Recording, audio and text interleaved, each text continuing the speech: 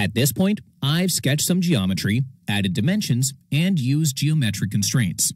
While Inventor doesn't require you to fully constrain your sketches in order to create 3D features, it is generally considered best practice to do so. The reason for this is that it ensures that you, as a designer, have thought through the design intent and haven't left any of the features of the design to chance. So, knowing what you know now, what combination of dimensions and constraints can lead to a fully constrained sketch? You've already seen how you can just keep adding dimensions to fully constrain a sketch, but since dimensions aren't very flexible, you'll usually want to use a combination of constraints and dimensions in order to create the design intent you want. In the sketch here, you can see that there is only one dimension needed, and I can figure out what it is by either clicking and dragging the sketch geometry to see what moves, or by clicking the Show All Degrees of Freedom icon in the status bar, which brings up red arrows indicating how the sketch can move. Since the sketch already has some constraints, you can see that the only degree of freedom left is related to the size of the geometry.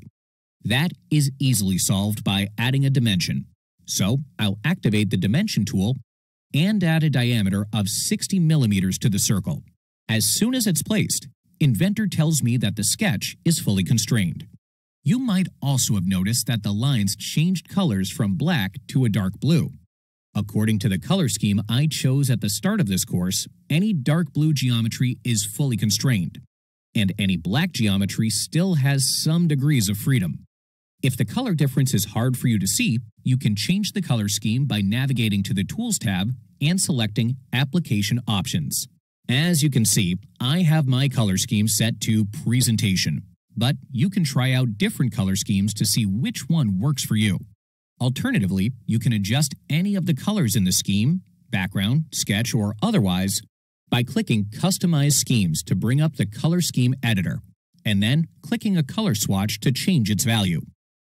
I'm going to stick with the presentation color scheme and its defaults throughout this course, but keep in mind that your workspace is fully customizable. Since my sketch is now fully constrained, I can confidently add 3D features, knowing that the design is consistent, reliable, and finished.